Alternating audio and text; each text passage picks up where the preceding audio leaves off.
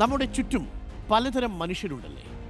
എന്നാൽ അതിൽ ചിലരുണ്ട് മറ്റുള്ളവരുടെ കുറ്റങ്ങൾ സൂക്ഷ്മമായി കണ്ടെത്തി അവ അവസരോചിതമായി പ്രയോഗിച്ച് അതിലൂടെ ആനുകൂല്യങ്ങളും ആത്മസംതൃപ്തിയും കണ്ടെത്തുന്ന മനുഷ്യർ. എപ്പോഴും ഒരു സൂക്ഷ്മദർശിനി ഉണ്ടാവും. നമ്മുടെ ഭാഗത്തുനിന്ന് വരുന്ന ഏറ്റവും ചെറിയ പിഴവുകളെ പോലും അവർ ഇങ്ങനെ പർവ്വതീകരിച്ച് കാണിച്ച് എവിടേക്കാണോ എത്തിക്കേണ്ടത് അവിടെ മുഴുവൻ എത്തിച്ചിട്ട് ഒരുതരം ആത്മസംതൃപ്തിയോടുകൂടി ഇരിക്കുന്നവർ.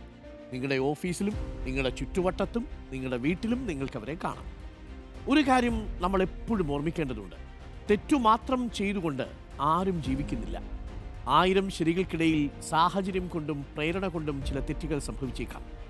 എന്നാൽ ചെയ്ത തെറ്റുകളെ ധാർഷ്ട്യവും സ്വാധീനവും ഉപയോഗിച്ച് ന്യായീകരിക്കുക എന്നതാണ് വലിയ കുറ്റം. സ്വയം ചെയ്ത തെറ്റിൻ്റെ ഉത്തരവാദിത്വം മറ്റുള്ളവരുടെ മേൽ ചാർത്താൻ ശ്രമിക്കുന്നവരെ കൊണ്ടാണ് ഈ ലോകം നെഗറ്റീവാകുന്നത്.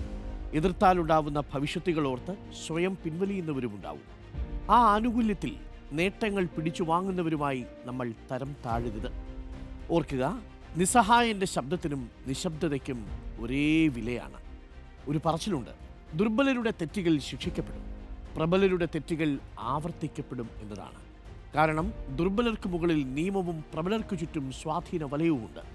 ചെയ്യുന്ന ആളുകളുടെ സ്വാധീനശേഷിക്കനുസരിച്ച് തെറ്റുകളെ വിശുദ്ധ പാപങ്ങളായും മാരക പാപങ്ങളായും തരംതിരിക്കുന്നത് അവസാനിപ്പിക്കാതെ അനീതിയുടെ ലോകം അവസാനിക്കില്ല.